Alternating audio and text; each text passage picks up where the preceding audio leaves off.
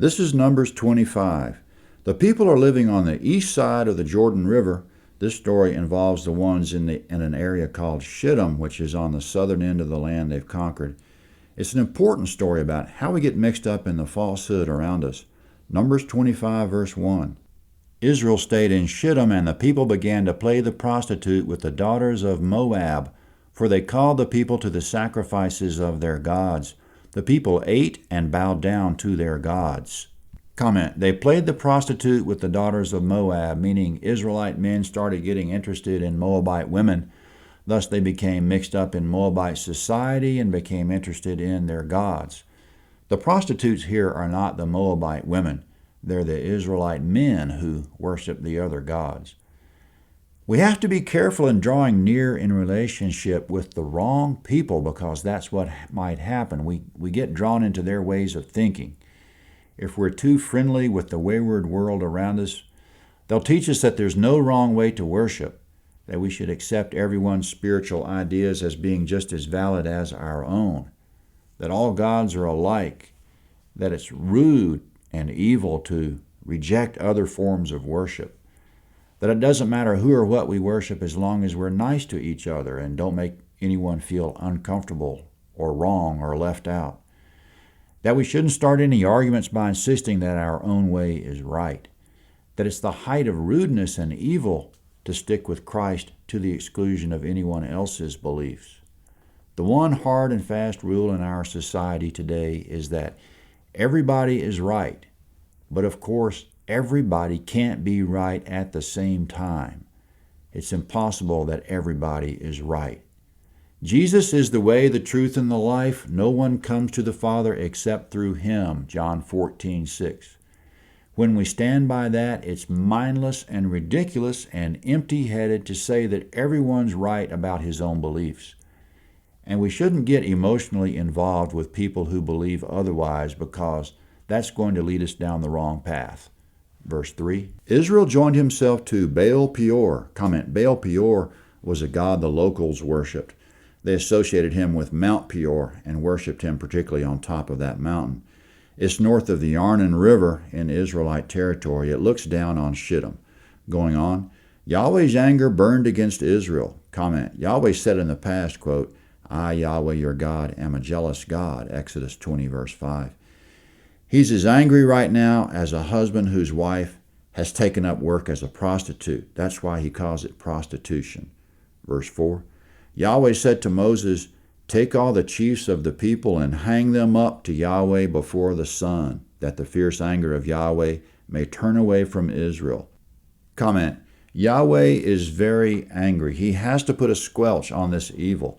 He says, hang the chiefs of the people in the sun. In other words, kill them publicly. But Moses gives a different command as we go to verse 5.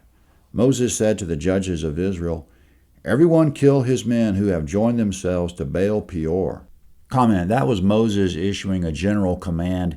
If anyone knows of anyone who has worshipped Baal Peor, kill him. We don't know if anyone followed that command or not. And we don't know if Moses was about to carry out the command to kill the chiefs or not, but the following happened maybe before he had time to do it. Verse 6, Behold, one of the children of Israel came and brought to his brothers a Midianite woman in the sight of Moses, and in the sight of all the congregation of the children of Israel, while they were weeping at the door of the tent of meeting. Comment, the people are weeping over the sin in the camp and over the fact that Moses has put out an order to kill anyone who's worshipped Baal Peor. So this is exactly the wrong time for an Israelite man to come walking up with a foreign woman close to this assembly, close to the holy tabernacle of Yahweh. But it's not a Moabite woman, she's a Midianite. So it turns out the men of Israel have been consorting with the Midianite women as well as the Moabite women. Verse 7, When Phinehas, the son of Eleazar, the son of Aaron the priest, saw it, he rose up from the middle of the congregation and took a spear in his hand. He went after the man of Israel into the pavilion and thrust both of them through, the man of Israel and the woman through her body. So the plague was stayed from the children of Israel. Those who died by the plague were 24,000. Comment, it turns out that when Yahweh became angry, he sent a plague on the people. 24,000 died by the plague, and it would have kept going, but Phinehas stopped it by thrusting a spear through the Israelite man and the Moabite woman. That satisfied the anger of the Lord, and the Lord caused the plague to come to a halt. This is not acceptance of everyone else's religion. This is a definite declaration that Yahweh is God and God alone. Phinehas is Aaron's grandson and Eleazar's son. Because he's one of Aaron's male descendants, he's in line to be priest. Verse 10, Yahweh spoke to Moses, saying, Phinehas, the son of Eleazar, the son of Aaron the priest, has turned my wrath away from the children of Israel, in that he was jealous with my jealousy among them, so that I didn't consume the children of Israel in my jealousy. Therefore say, Behold, I give to him my covenant of peace. It shall be to him and to his offspring after him, the covenant of an everlasting priesthood, because he was jealous for his God and made atonement for the children of Israel. Comment, it's a good thing to be jealous for our God. In fact, it's the only way to be. If we're lukewarm, he'll spit us out of his mouth, Revelation 3:16. May the Lord help us to be zealous and jealous for him. It's not politically correct, but it is biblically correct. God rewarded Phinehas with an everlasting blessing on his descendants, a covenant of peace and a covenant of an everlasting priesthood. When we know all things, it'll be interesting to see how that actually played out in history with his descendants, because Yahweh gave his word that it would be so, and he watches over his word to perform it. Jeremiah 1:12. Verse 14, Now the name of the man of Israel that was slain, who was slain with the Midianite woman, was Zimri the son of Salu, a prince of a father's house among the Simeonites. The name of the Midianite woman who was slain was Cosbi, the daughter of Zur. He was head of the people of a father's house in Midian. Comment, the man was Zimri, the Midianite woman was Cosbi. Verse 16. Yahweh spoke to Moses, saying, Harass the Midianites and strike them, for they harassed you with their wiles, wherein they have deceived you in the matter of Peor, and in the incident regarding Cosbi, the daughter of the prince of Midian, their sister, who was slain on the day of the plague in the matter of Peor. Comment, verse 18, the Midianites deceived Israel by being friendly. Friendship is an opening for deception. Thus Yahweh ordered Moses to strike the Midianites. We won't read about that, though, until 6 chapters from now.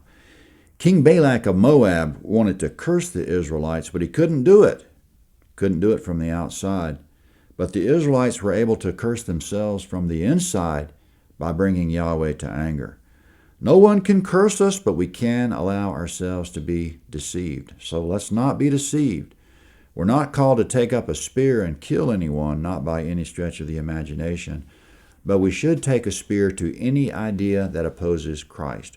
Verse 18, quote, They harassed you with their wiles, end quote. They took the charming approach, the tricky approach, which was more effective. That's the chapter. See you next time for Numbers 26 at landofhavilah.net. Numbers 26. Here's a map of Numbers 25. This is the Jordan River, the Dead Sea. Shittim is in the valley of the Jordan River, just north of the Dead Sea and east of the Jordan. The Israelites in the area of Shittim played the prostitute with the gods of Moab. Moab's down here. Midian is associated with the desert, the wilderness, but they seem to be allied with Moab at this time, so they may be mingling quite a bit with the Moabites. The marker is on Mount Peor. They worship Baal Peor or Lord Peor, particularly on top of that mountain, but not necessarily just there.